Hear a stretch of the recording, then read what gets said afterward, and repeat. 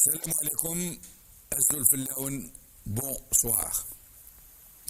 C'est bien le 3 juillet 1962 et non pas le 5 juillet que l'Algérie a officiellement et internationalement accédé à l'indépendance après la proclamation des résultats du référendum d'autodétermination du 1er juillet 1962.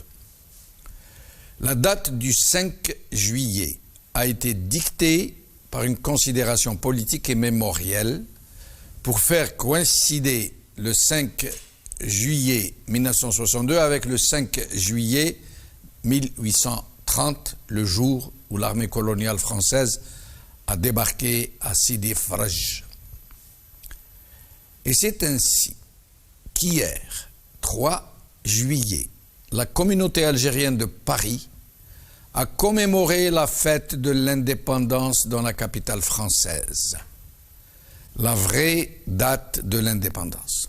Et c'est ainsi qu'au cœur de la France, la mémoire des Chouhada s'est exprimée avec force, portée par la voix et la joie des enfants d'Algérie. C'est ainsi que Qassamen a résonné dans les grands boulevards parisiens. Et c'est ainsi que le drapeau algérien y a flotté. Ce n'était pas la foule des grands jours, bien sûr, mais il y avait 20 fois plus de monde que les semaines précédentes. Et c'est là un signe évident du grand retour du Hirak parisien.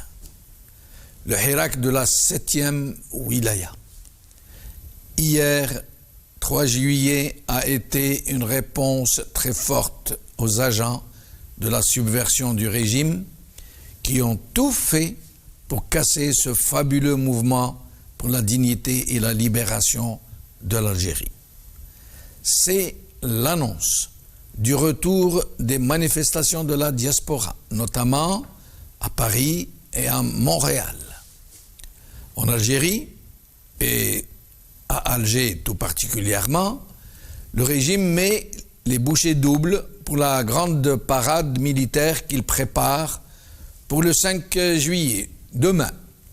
Une parade à coût de centaines de millions de dollars pour exposer des armements que n'importe quelle nation au monde peut acquérir au marché de l'armement.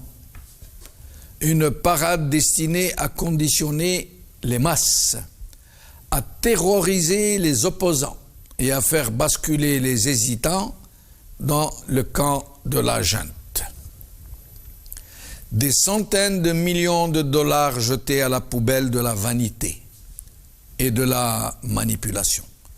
Au moment où les jeunes Harragas se jettent à la mer par dizaines de milliers. Je n'en dirai pas plus pour le moment. Je laisserai nos invités nous dire ce qu'ils en pensent. Mais je vous demanderai juste de méditer sur cette affiche. Regardez bien. Cette affiche n'est pas anodine.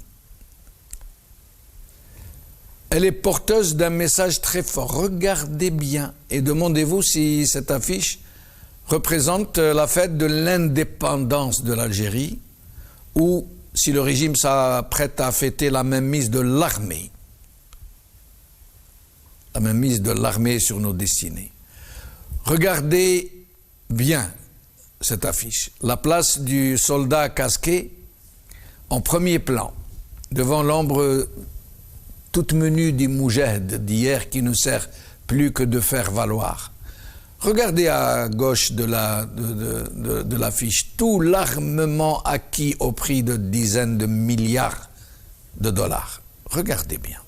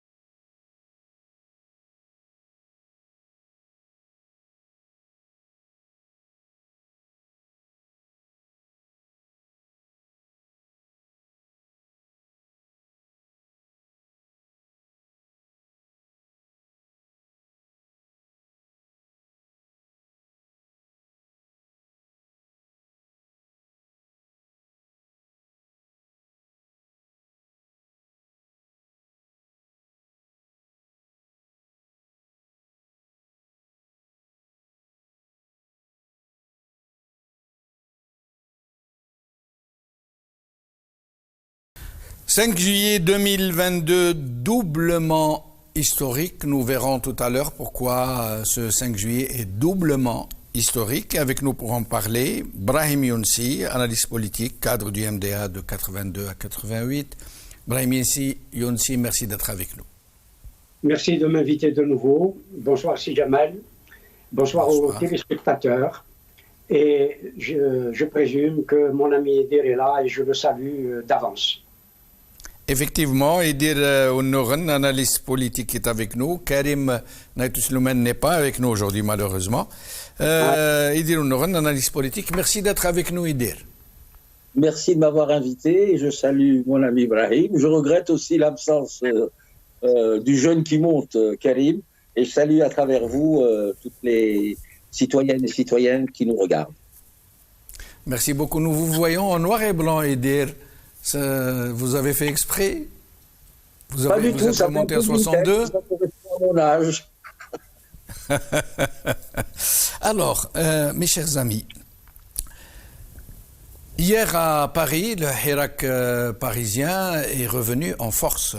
Nous ne pouvons pas dire qu'il y avait foule, mais c'était quand même plus de 20 fois la foule habituelle et des gens très enthousiastes et qui annoncent le retour du Hirak parisien qui avait été, nous allons en parler, quasiment laminé par la subversion des agents du régime, parce que le Hirak parisien, vous le savez très bien, mes chers amis, représente énormément pour ce régime, puisque Paris est le cœur battant du régime, là où il planque sa fortune, où il blanchit son argent, là où il se soigne, là où il a installé ses pénates, celles de ses familles. Brahim Younsi, hier. Malheureusement, je n'ai pas pu y être. Je n'ai pas participé à cette grande manifestation, à cette grande commémoration. Tout simplement parce que je viens de sortir du Covid. Donc je ne pouvais pas prendre le risque de contaminer des gens. Les images, en tout cas, j'ai suivi ce que je pouvais suivre à travers les directs que faisaient beaucoup de nos compatriotes. Effectivement, malheureusement, il y a quand même du monde. Il y a quand même du monde. Et puis, la symbolique. Vous l'avez dit dans votre introduction, Paris, notamment Paris, est au cœur du mouvement national algérien. C'est à Paris que naît l'Étoile. C'est à Paris que naît le PPA. J'invite d'ailleurs nos compatriotes installés à Paris qui ne le savent pas d'aller, on ne peut pas le visiter, mais en tout cas de passer à côté du siège du PPA. Je donnerai le numéro de la rue Xavier Privat, dans le centre, dans le cœur du quartier latin, rue de la Huchette, et puis on tourne à gauche et on a la rue Xavier Privat. Et c'était là que s'était installé le parti du peuple algérien, qu'il est né et qui s'est installé. C'est-à-dire que l'immigration, comme on l'appelle, aujourd'hui ce n'est pas tout à fait vrai. Ce n'est plus la même immigration. Ce n'est plus le même personnel politique qui agit, qui intervient, qui manifeste, qui s'organise, etc. Mais nos aînés nous ont montré cette route et cette route qui mène vers Alger, qui mène vers la résistance, mais aussi le FLN lui-même, l'ébauche du Front de Libération Nationale avant 1954 a été décidée aussi à Paris. Il faut le dire. Paris est véritablement, j'allais dire, le laboratoire pour les Algériens, le laboratoire des révolutions qui se sont produites dans notre pays.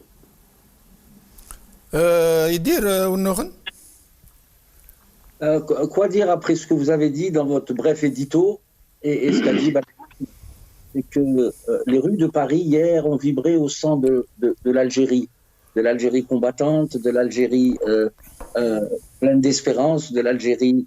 Je ne reviendrai pas sur la Fédération de France, la Wilaya 7, comme on l'appelle, mais le comble de l'ironie et l'histoire de temps en temps met dans cette phase-là, c'est dans la capitale de l'ancienne puissance coloniale, hier, qu'a été entonné Qassaman, que les drapeaux algériens ont flotté, qu'une foule assez nombreuse a participé à la marche, et sans oublier le fait que c'est à Paris que renaîtra peut-être la flamme du Hirak.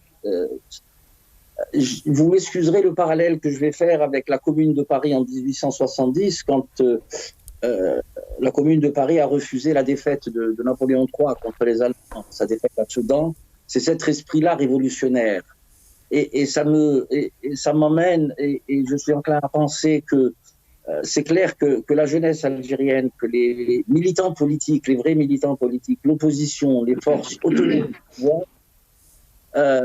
ont du souci à se faire. La détermination du peuple algérien, je pense qu'elle est là.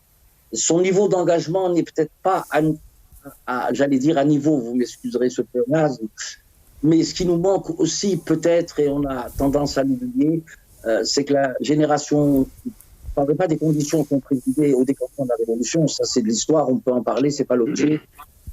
C'est de dire aussi que ce qui est arrivé hier à Paris suscite plein d'espoir. Maintenant, il faudra mettre une notion supplémentaire dans le cadre du Hirak.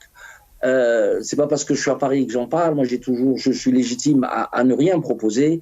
Je dis qu'il faudra mesurer peut-être le niveau de sacrifice que l'on doit mettre sur la balance pour pouvoir arracher véritablement la véritable indépendance du pays, et que nous ayons droit, comme tous les peuples du monde, à des institutions de droit, à la liberté, à mieux vivre ensemble, au droit qui doit structurer tous les champs, le champ politique, le champ social, le champ économique. C'est toutes ces questions qui doivent nous agiter. Et voilà, on dit des introductions.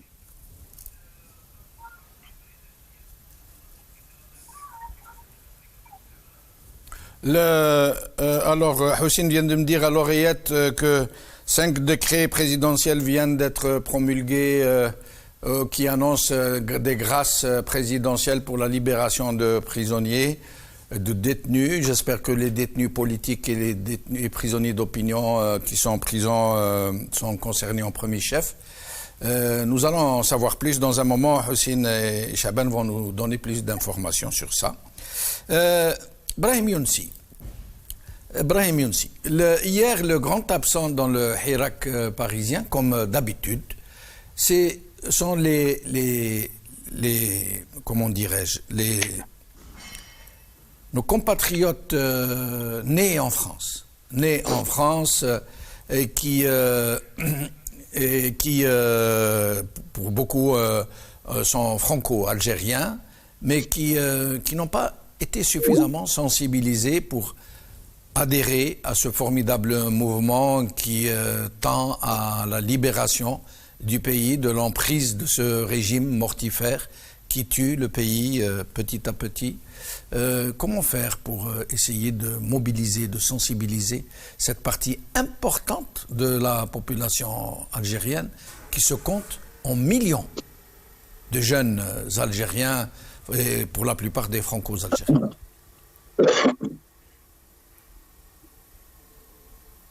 Brahim Younsi? Oui. Vous avez entendu la question? Non, je ne l'ai pas véritablement entendu. Alors, je voulais juste savoir comment faire pour essayer de convaincre nos jeunes compatriotes nés en France qui ne se sentent pas très concernés parce qu'ils arrivent en Algérie à part les matchs de football. Comment les convaincre d'être du même enthousiasme et du même engagement pour l'équipe nationale quand elle joue? Comment les convaincre que leur pays est en danger et qu'ils sont en mesure de pouvoir très fortement contribuer à sa libération? je crois qu'ils sont déjà, ces compatriotes, ces jeunes compatriotes qui sont nés en France, je crois qu'ils sont déjà engagés ils se sont engagés dans le Hirak. Je crois qu'il convient à mon sens, de leur montrer le chemin, et pour leur montrer le chemin, il faut qu'ils aient plus que le sentiment, la conviction que les appartenances exclusives et sélectives, c'est fini. Il n'y a plus d'appartenance exclusive et sélective. Parce que je crois que les jeunes nés et qui vivent en France se sentent algériens à 100% et veulent s'engager pour leur pays, j'en ai la certitude. Mais seulement les appartenances exclusives ou sélectives, ou sélectives, ont fait qu'ils hésitent à s'engager réellement et véritablement. D'autre part, c'est pour cette jeunesse, et cela me semble-t-il est extrêmement important, c'est sortir aussi du primat de l'idéologie. Parce que ces jeunes n'ont pas véritablement d'idéologie. Ils arrivent pour leur pays, pour l'Algérie, et veulent que cette Algérie devienne bien sûr un pays où la démocratie vit quotidiennement. Et bien entendu, je le crois, parce que souvent je discute avec ces jeunes nés ici, ils ne comprennent pas beaucoup la controverse historique, la controverse sur l'histoire, qui pour eux, quelque part, est devenue la controverse de Valladolid. C'est dire que, à la fois, les appartenances sélectives et exclusives font qu'ils restent dans l'entre-soi. L'idéologie aussi les rejette, les repousse. C'est un repoussoir. Et d'autre part, la question de l'histoire, où généralement, avec tout le respect que je leur dois, ils ne comprennent pas grand-chose. C'est dire qu'il faut absolument les aider en éliminant un certain nombre de choses qui les empêchent de rejoindre le mouvement. Idir Nouren, sur cet aspect du Hirak, pourquoi ne sommes-nous pas parvenus à convaincre nos jeunes compatriotes nés en France de rejoindre le mouvement? Et Dieu sait combien ils aiment ce pays et ils nous l'ont suffisamment montré avec l'équipe d'Algérie, au point où ils ont même pris l'accent du pays. Ils disent « One, two, three, viva l'Algérie », pour vous dire. Et dire comment n'ont-ils pas été suffisamment sensibilisés pour comprendre que leur pays d'origine est en danger et qu'ils peuvent jouer un grand rôle pour sa libération? Moi, je pense honnêtement que si on doit saucissonner les générations qui sont installées en France, c'est franco-algériens, et pour la plupart des jeunes qui sont là dans notre pays, tout dépend aussi de la transmission dans l'environnement familial. L'environnement familial ici, en France, et quel lien ils ont encore avec la terre natale, disons, de n'importe quel type de région. D'où sont originaires leurs parents. Vous avez dit pourquoi ça ne se fait pas? Parce qu'il y a eu probablement une carence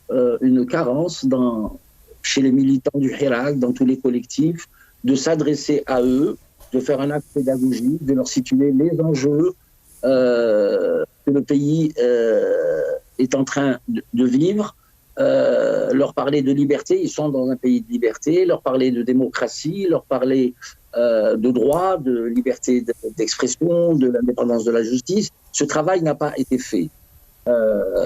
Il me semble que la deuxième génération et la troisième ont transmis ce qu'ils ont pu transmettre.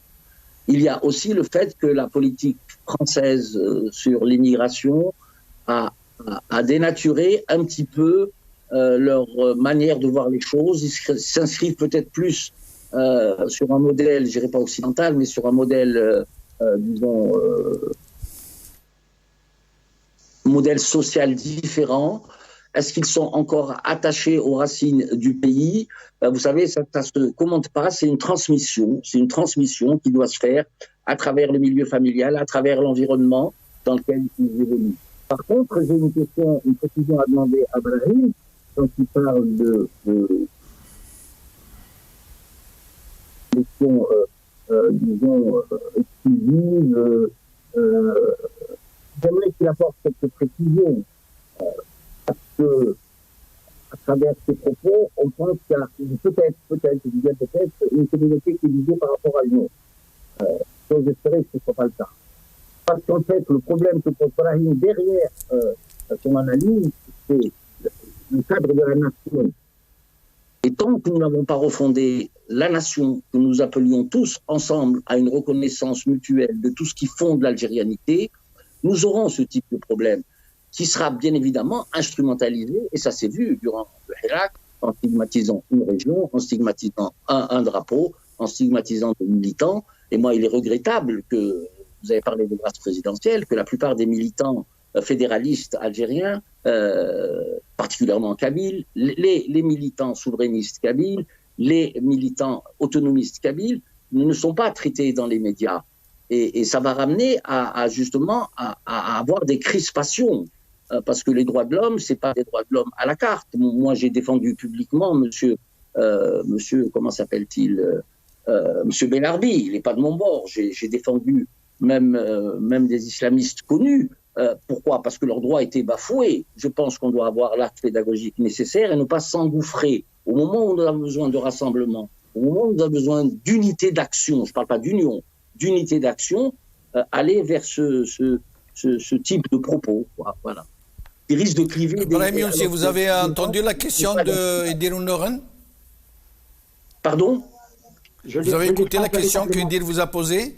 Non, je ne l'ai pas bien entendu. Parce que moi non plus, je ne l'ai pas bien entendu, Edir, si vous voulez bien répéter votre question. Je demande à Brahim de donner quelques précisions quant à son analyse sur le côté exclusif de certaines personnes animateurs du Hirak ou qui sont dans la diaspora, qui sont dans l'entre-soi. J'aimerais avoir quelques précisions. Non, sincèrement, je ne vise pas cela. Hein, c'est dans la globalité, pas seulement dans le Hirak parisien ou dans la militance parisienne ou française. Cela se passe aussi sur le territoire national. Je crois qu'il y a des appartenances en effet exclusives et sélectives qui empêchent la population, précisément parce qu'elles sont exclusives et sélectives, la population de s'engager. C'est la raison pour laquelle le 22 février 2019 a été une intégration de l'ensemble de la population, et c'est en cela aussi que c'est une révolution. Je ne dis pas autre chose. C'est-à-dire qu'il nous faut à chacun d'entre nous, parce que nous avons tous nos appartenances et nos appartenances exclusives et sélectives, il faut effectivement, pour refonder la nation, comme tu le dis si bien et souvent, et il faut absolument, pour refonder cette nation, que chacun d'entre nous fasse l'effort de sortir de ses appartenances exclusives et sélectives, mais aussi sortir de la vision qui est la nôtre de l'histoire. Et là, beaucoup de choses bloquent. Il faut sortir de toutes ces contraintes qui deviennent des pesanteurs pour que nous sortions et nous allions vers la nouvelle définition de la nation nouvelle algérienne qui s'est faite, qui s'est redessinée dans l'unité, dans l'union, le 22 février 2019. C'est vers cela parce que il y a chez nous, et c'est vrai, mais tout cela c'est dans tous j'allais dire les groupes, il y a de multiples souffrances, et mettre des sparadraps ne suffit pas à les guérir, parce qu'il y a des souffrances morales extrêmement lourdes auxquelles il faut absolument trouver une solution politique, parce que ce ne sont pas des souffrances morales, j'allais dire psychiques, mais des souffrances politiques. Il faut apporter à ces souffrances politiques, parce qu'il y en a, et il y en a de partout, des réponses.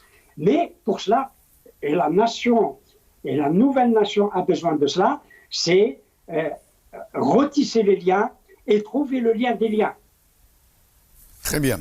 Alors, nous allons passer à la commémoration du 5 juillet, fête de l'indépendance. Pardon, Idir? Allez-y, Idir, on vous écoute. Ce que je voulais dire à Brahim, c'est que il pourrait y avoir mauvaise interprétation.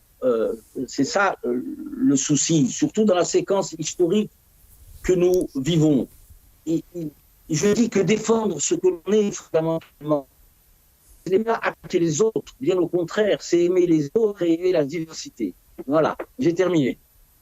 Très bien. Alors, 5 juillet, demain, le régime compte commémorer cette date, mais à croire que ce n'est pas la fête de l'indépendance qu'il commémore, mais la fête de l'armée, la fête des généraux, puisque déjà le chef d'état-major a été porté au plus haut grade de décoré. Nous allons voir maintenant cette cérémonie. Monsieur Shingriha promu au grade de général d'armée.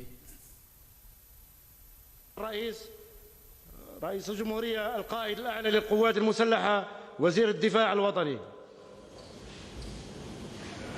بناء على أحكام الدستور وبمقتضى المراسيم الرئاسية المؤرخة في يوم 30 جوان سنة 2022 المتضمنة الترقية في صفوف الجيش العامل يقلد رتبة فريق أول من طرف السيد رئيس الجمهورية القائد الأعلى للقوات المسلحة وزير الدفاع الوطني الفريق سعيد شنقريحة.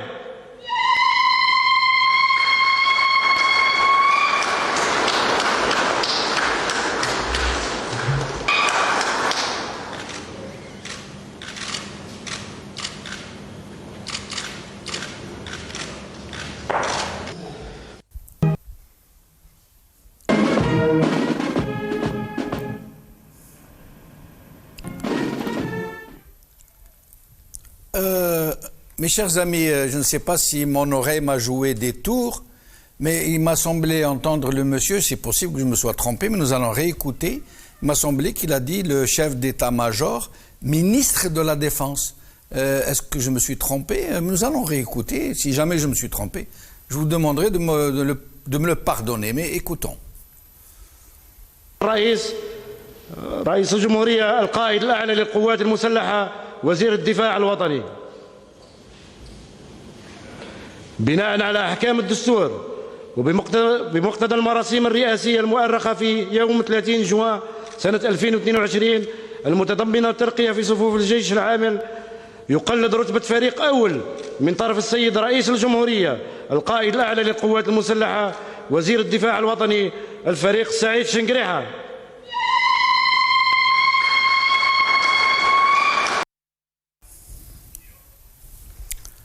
C'est moi qui me suis trompé. Il a des titres tellement à rallonge. Président de la République algérienne démocratique, chef suprême des forces armées, ministre de la Défense. Donc je me suis trompé, pardon.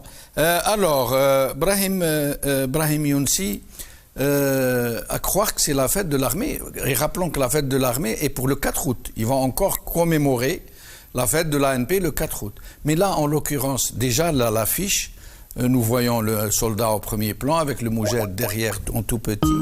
Nous voyons des armements de tout genre, des antimissiles, des vedettes, porte-avions, des avions de chasse. Mais c'est la fête de l'indépendance, il me semble. Et puis l'édito, monsieur Tebboune nous fait un édito dans la revue El Jish. Il devient éditorialiste comme ça du jour au lendemain. Écoutez bien ce qu'il dit.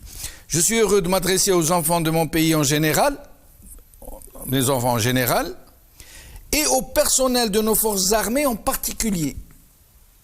C'est quand même fort de café. à l'occasion de la commémoration du 5 juillet.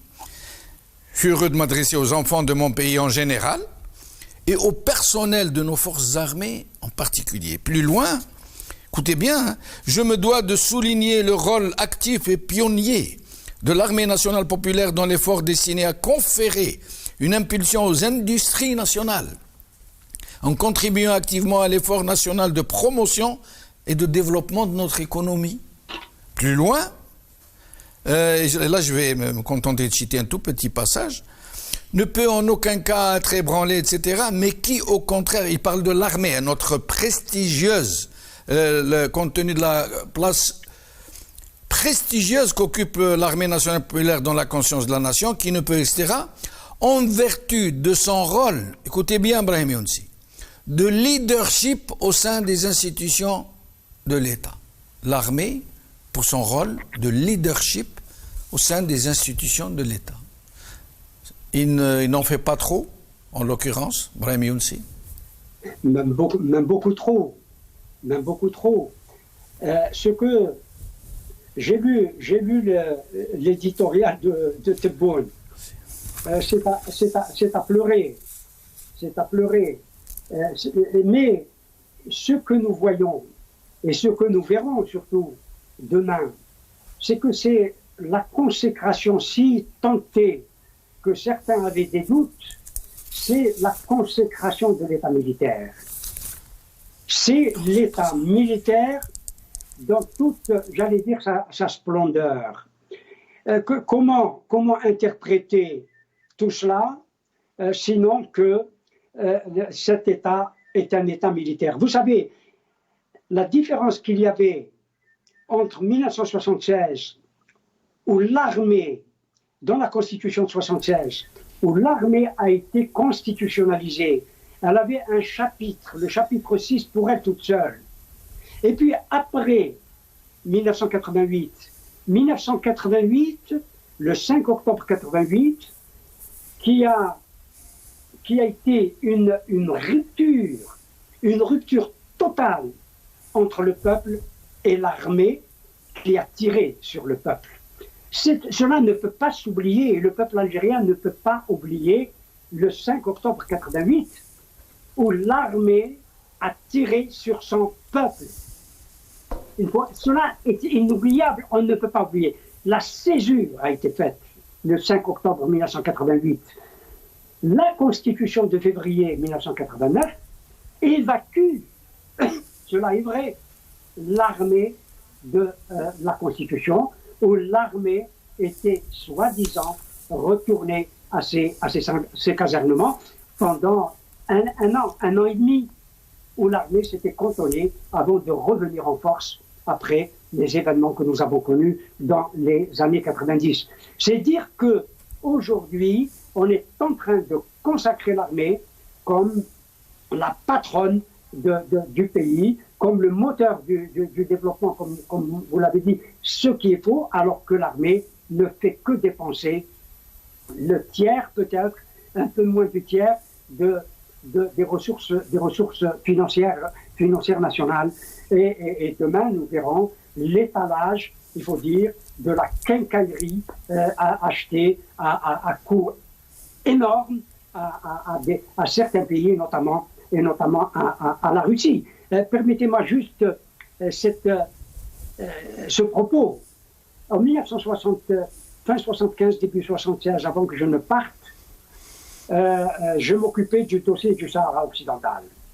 Donc, je suis allé pour la naissance de la République arabe sahraoui démocratique. Et nous avions pris un avion militaire, un Antonov 144, je crois, et au moment de l'atterrissage sur Tindouf, j'ai vu, pour dire où va l'argent des Algériens, j'ai vu un cimetière de MiG. Et vraisemblablement, parce que les MiG-19, même dans les années 70, je crois que les MiG-19, qui était le dernier cri, existaient déjà, entre des MiG-17 et des MiG-19. C'était des centaines de MiG qui étaient couchés sur l'aile. Un cimetière des MiG étaient entassés les uns, ou les avions étaient entassés les uns sur les autres. C'est dire que l'argent que dépense l'armée n'est pas toujours un argent dépensé à bon escient. Je suis sûr que ce matériel qui a besoin de pièces de rechange est là, et c'est là aussi où les généraux se sucrent. Certainement, mais je ne pense pas qu'il y ait un cimetière de centaines de MiG quand même, Brahim Younsi, peut-être des dizaines. Oh non, non, non, je vous prie de me croire que c'était des centaines de MiG. Grave, c'est très grave. C'était une montagne, c'était une montagne de MiG, c'était une montagne. Brahim, sur cette retraite de l'armée après 88, retour aux casernes, silence politique, puis retour maintenant en force depuis les années 92 et depuis le Hirak, depuis Gaïd Saleh, depuis l'épisode Gaïd Saleh, jusqu'au point où on nous a pondu, d'ailleurs cet article qui fait partie de vos sujets de prédilection, le fameux article 30 alinéa 4, je crois, qui donne toute latitude à l'armée de faire légalement de la politique, d'être non plus une junte, mais une institution qui peut décider de tout ce qu'elle veut sur le plan politique. Oui, la militarisation du pouvoir politique a commencé durant le mouvement national, je dirais même avant la création de l'OMG. Je crois, et le coup de force a été fait encore une fois au CNRA du Caire de Saint-Denis, où les deux résolutions ont été mises de côté, ont été reformulées d'une autre manière en disant qu'il n'y a pas de différence entre un militaire en treillis et un politique qui serait en costume cravate, et il n'y a pas de différence entre les militants de l'intérieur ou de l'extérieur. Ceci dit en passant. Par contre, quand Brahim dit le pouvoir après 88 est rentré dans les casernes, c'est pas évident du tout. Le pouvoir et à ce moment-là le commandement militaire. Rappelez-vous, quand il y a eu, je ne parle pas des élections communales de 1990, je parle des élections législatives de décembre 91, quand il y a eu le processus électoral qui a été interrompu. Faudrait savoir que les spin doctors de service de sécurité de l'époque avaient fait des sondages. M. Hamouche était Premier ministre. Ils ont refait le découpage des circonscriptions électorales afin de laisser toujours le FLN en tête de 10-20% par rapport aux élus du FIS. Donc le pouvoir militaire était toujours présent. Il faut s'interroger aussi que la démocratie octroyée, j'allais dire, elle a été dès le départ très contrôlée par l'armée. Parce que les intérêts, non pas simplement rentiers, mais les intérêts de pouvoir étaient des enjeux énormes. Dans l'imaginaire collectif algérien post-indépendance, on a toujours dit que c'est l'armée qui décide de tout. C'était dans l'imaginaire collectif, dans cette doxa populaire. Par contre, avec l'article 30, et moi je bataillais là-dessus, souvent à tel point que je dis je radote, dans son article 30, donc dans son alinéa 4, consacre légalement et donne des pleins pouvoirs à l'armée de faire de la politique, qui plus est, sans contrôle démocratique. C'est-à-dire que quand on vous dit dans l'alinéa 4 de mémoire, hein, il s'exprime en disant « l'armée veille aux intérêts vitaux et stratégiques du pays ». Vous imaginez ce que ça veut dire ? C'est-à-dire, on fait main basse. On sait très bien que les institutions algériennes ne fonctionnent pas, et que c'est des chambres d'enregistrement, et on ne va pas revenir sur ce principe. Mais il est clair qu'à partir de ce moment-là, l'armée est une durée, c'est-à-dire par le droit, on lui a consacré, donné le droit de faire de la politique. Et c'est pour cela, justement, que le discours invasif de M. Sondriha, qui est un chef d'État, il a des propos de chef d'État.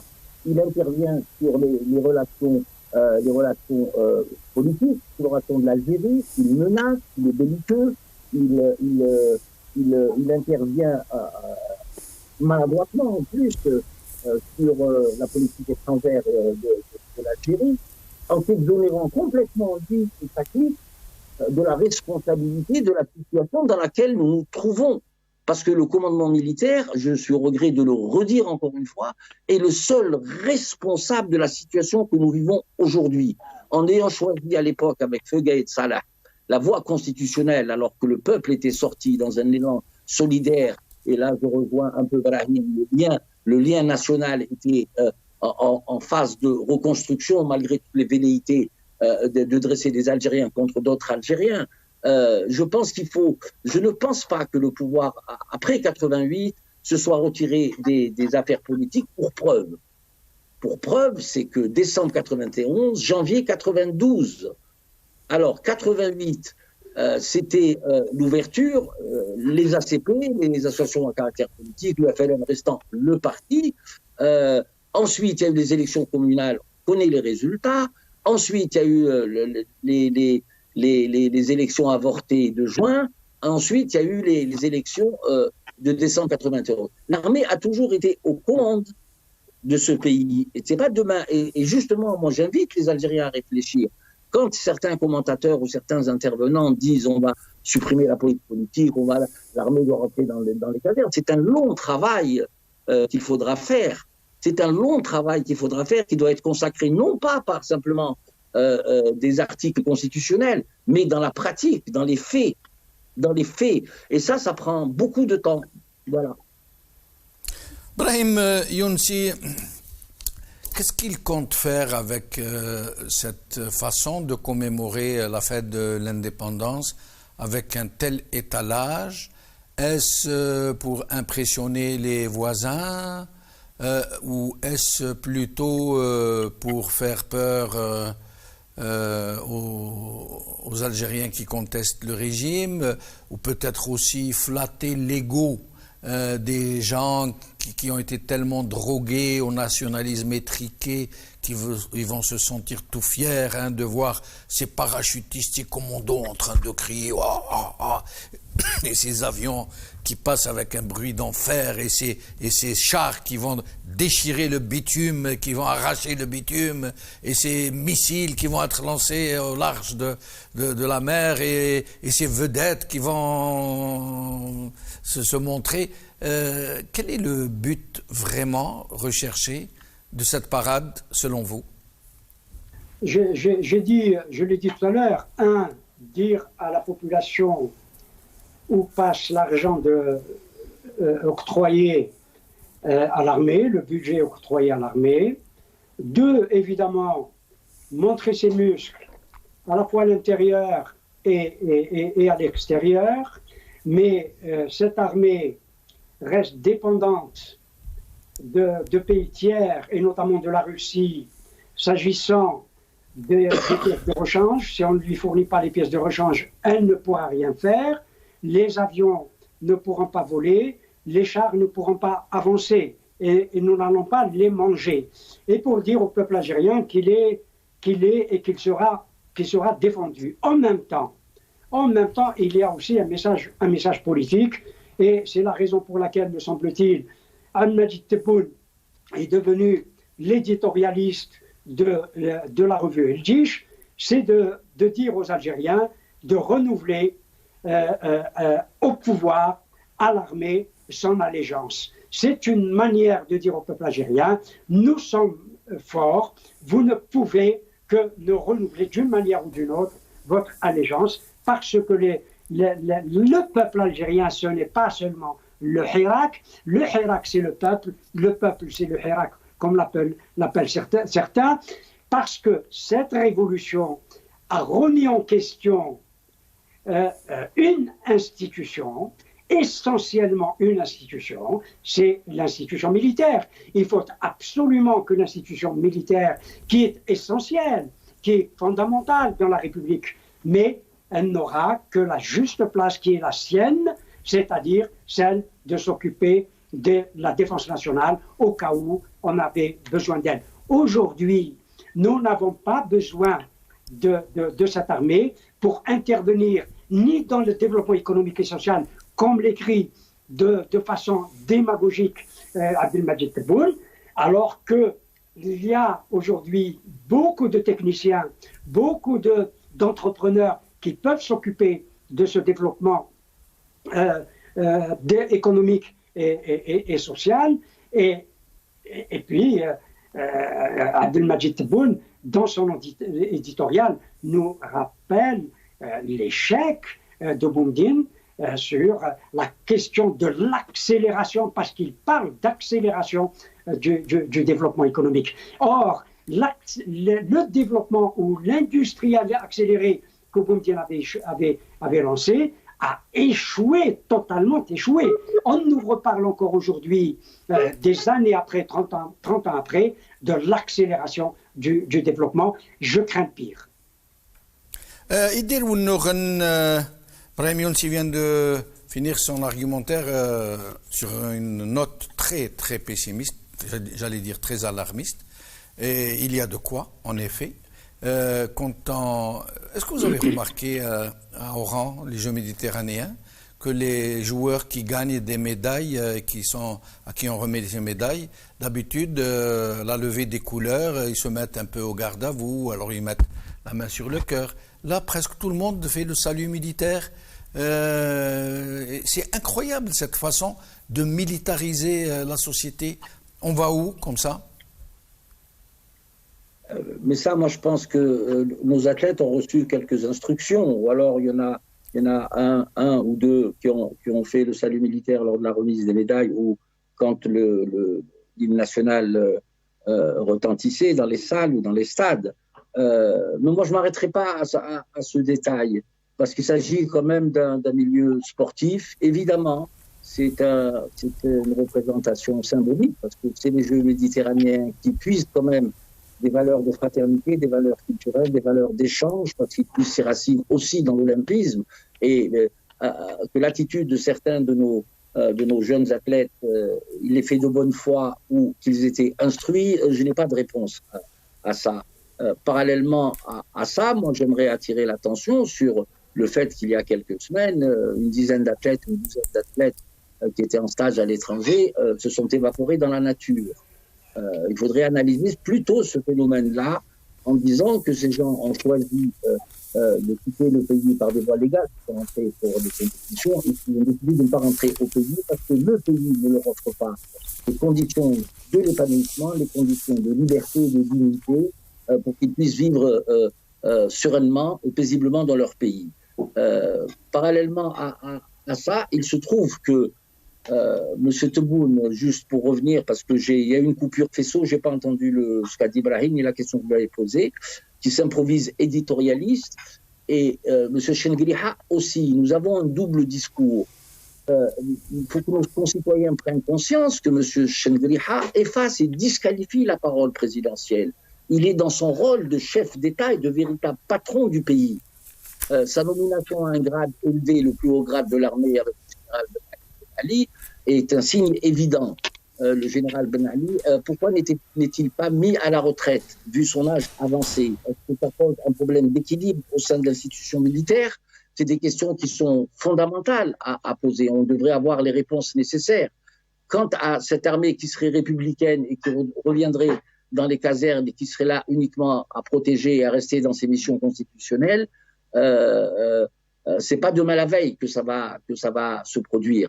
Il faudra bien évidemment, dans le cadre de la transition, dans le cadre du processus constituant, essayer de trouver toutes les parades nécessaires. Mais pour cela, il faut libérer la justice. Avec les interventions ne pleuvent pas. Il faudra libérer la parole politique. Et seul un gouvernement politique légitime, issu d'élections sincères dans le sens juridique de nos affaires, pourra donner la légitimité nécessaire au nouveau pouvoir qui va arriver à mettre justement l'armée au pas. Rappelez-vous le discours de Bouteflika, quand il s'adressait même en off à ses homologues étrangers, alors qu'il avait commencé sa mission de dynamitage du commandement militaire. Il disait: c'est les militaires qui me bloquent et qui m'empêchent d'avancer. Vous voyez, c'est kafkaïen comme situation.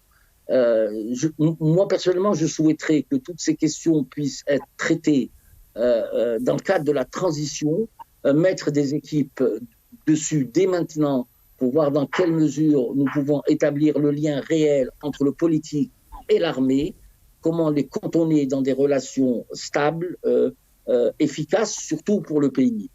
Que l'institution militaire ou son commandement militaire ne soit pas exclusivement là pour profiter d'un système rentier, bureaucratique, au service de ses propres intérêts.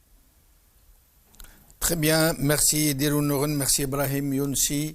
Nous apprenons donc que M. Tebboune a signé 5 décrets présidentiels contenant des mesures de grâce à l'occasion du 60e anniversaire de l'indépendance.